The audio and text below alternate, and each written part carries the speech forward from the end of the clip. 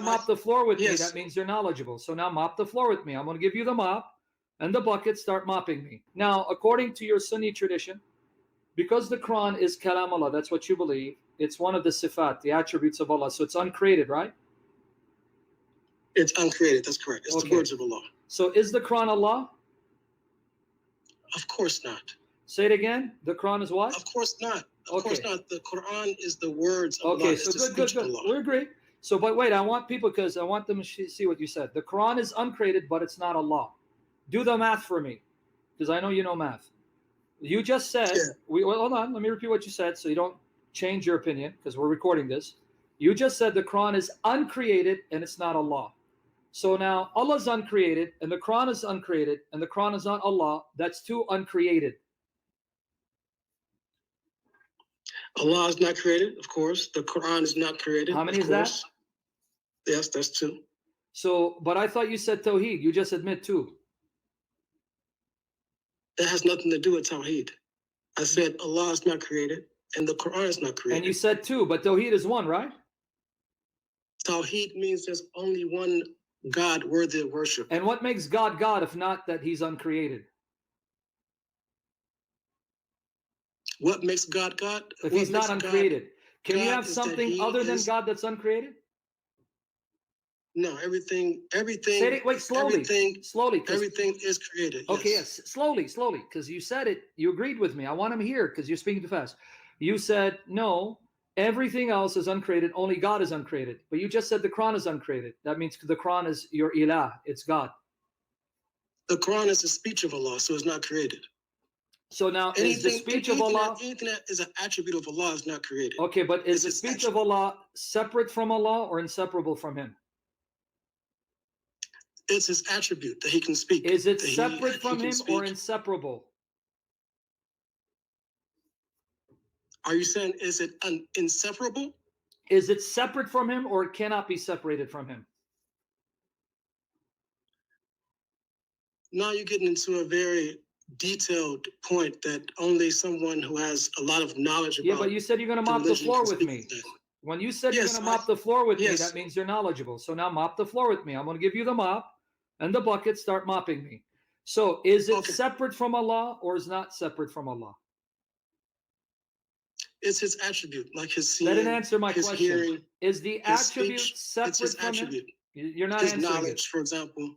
You're not answering the question. You think you are. I'm going to try it again. Is that attribute separate from God or you can't separate it from him? That is a very detailed question. It needs a lot of No, knowledge, give me a detailed time. answer. I got all night. Give me a detailed answer. Go ahead. I can give you a detailed answer. You can't? I can't. I'm not gonna get into that All right, good. All right, area. that's fine. Okay, All right. I want to stick to the basics. Okay, well, the basics is that the Quran is the speech of Allah. It's uncreated. And this is basics. This is your basic Islamic theology as a Sunni. Okay, but put that aside. Let's now talk about the Ruh. Do you believe the Spirit is Gabriel? Do you believe the Spirit is Gabriel? Gabriel is an angel. Oh, yeah, but who's the Ruh, the Spirit then? Ruh Gabriel al-Qudus. is an angel referred to as the Ruh. Okay, so The you believe that Gabriel is the Spirit then, right? Yes. Can you show me in the Quran where it says Gabriel is the Spirit and the Spirit is Gabriel? Show that to me. I can't. Say it again. I can't show you that. Okay. All right. Now, since you can't show me that, can you open up your Quran now? Go to Surah An-Nahl 16 verse 2. Read that for me. 16 Verse 2. Verse 2, yes. Read it. He descends the angels and the Ruh, the Spirit, from his command. Okay, now can I ask you a question? Yeah. Gabriel is an angel, right? Yes. Here you have the angel separate from the Spirit. So if Gabriel is an angel, that means he's part of the angels that come down, but the Spirit is separate from them. So how can Gabriel be the Spirit?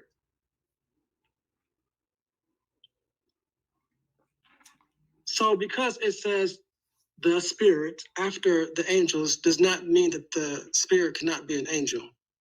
Prove that an angel can be a spirit. Where does the Quran say angels are spirits? The Quran doesn't say that the angels are spirits. Okay, good. It says right here, it says, the angels descend by the spirit, right? Yeah.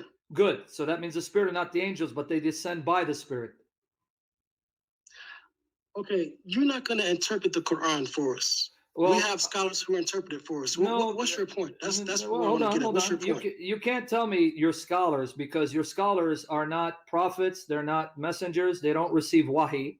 I don't care what some scholars says some years later who do not receive revelation. The Quran is supposed to be revelation, and the Sunnah of your prophet is supposed to be revelation, not your scholars. So you can stick with your scholars. I want you to prove it from your Quran and your Sunnah. So you can appeal to any scholar you want, but even the same scholars for the same ayah will give you more than one interpretation. So let's not go there. Let's keep it simple. Okay, so that's one verse where the spirit and the angels are not the same. Now go to chapter 97 of the Quran, verse 4. Can you read it for me? Well, if you can make it easier, go ahead, Al. Do you want to open up the Quran, read it for him? Because I want you to see it with your own eyes. 97 verse 4. But anyway, I'll have him read it for you then. Al, can you open up the Quran and read 97 verse 4? 97 verse 4, yes. Yes.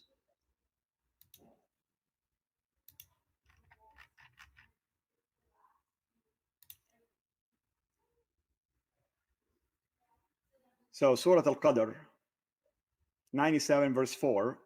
In Arabic first, تنزل الملائكة والروح فيها بإذن ربهم. In English, in it descend the angels and the spirit by the leave of their Lord with every command. So you just read the Arabic and English, so you don't say it's mistranslated. Here again, the angels are not the spirit are not angels. They're two separate groups. Okay, let me tell you what the explanation of that is. On what basis are you going to tell me? Do you receive wahi? No, I have a book, though. It's called the Tafsir Ibn Kathir. Have you heard of it? Okay, but Ibn Kathir, who comes 700 years after your prophet, who's a student of Ibn Taymiyyah. Was Ibn Kathir, did he have ilham and wahi? Was he inspired?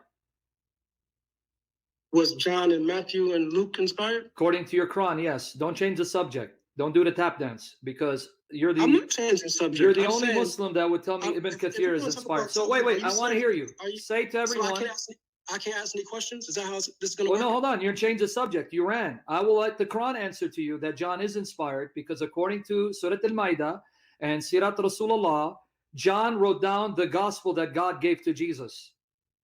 In fact, you're going to agree with me. Your Quran says in chapter 7, verse 157, that your prophet is prophesied in the gospel that is with them. Where's that prophecy of your prophet in the gospel? What gospel prophesied your prophet? What gospel prophesied my prophet? Chapter 7. Muhammad, you mean? Chapter 7. I'm now going to change the subject with you because it got too hot for you to handle, because you're going to mop the floor with me. Chapter 7, verse 157. 157, it says, they will find in the Torah and the gospel with them a prophecy of the unlettered prophet, the prophet who's ummi, in the Torah and the gospel that's with them, meaning at the time of Muhammad, the Christians had the gospel that had a prophecy of the unlettered, illiterate prophet. What gospel prophesied your prophet? Because you believe that's Muhammad, right? Yes. So what gospel did the Christians have at the time of Muhammad that had a prophecy of your prophet? It's referring to the gospel that was given to Jesus. But it says it was there at the time of your prophet with the Jews and Christians. That's what 157 says. Yes. Read it. So what gospel did they have at the time of Muhammad that had this prophecy of Muhammad? I'm not sure. So then why are you changing the subject if you can't answer the questions? I was talking about Tawheed, you went to John. So I'm going to answer you if you're not sure. So you want to stay on Tawheed now? You went to John, so I can't even show you what gospel that is because you're not sure. Well, God, you tell me what gospel, what was it? According to Sirat Rasulullah by Ibn Ishaq, it's the Gospel of John. Page 653 in the English translation by Alfred Guillaume. Alfred Guillaume translated Sirat Rasulullah by Ibn Ishaq in English, and in page, I'm sorry, not page 653, pages 103 to 104, pages 103 to 104, there Ibn Ishaq says that John wrote down the gospel that God gave to Jesus for the followers of the gospel, in which there's a description of your prophet. And there he quotes John chapter 15, verses 23 to 16, verse 1. And Ibn Ishaq says that's the gospel that God gave to Jesus.